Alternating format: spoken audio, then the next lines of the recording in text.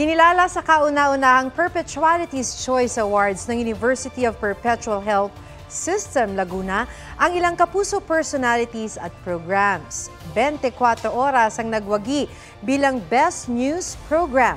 Best Public Affairs Program naman ang Kapuso Mo, Jessica Soho, habang Best Documentary Program ang Eyewitness.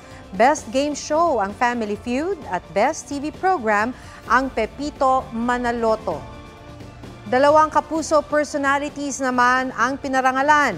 Si Jessica Soho ang Best Female News Personality and of course, sino pa ba naman? Ang Best Male News Personality ang aking co-anchor na si Atom Aralio. Congrats, ha?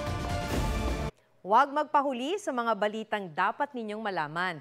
Mag-subscribe sa GMA Integrated News sa YouTube. Sa mga kapuso abroad, subaybayan nyo kami sa GMA Pinoy TV at sa www.gmanews.tv.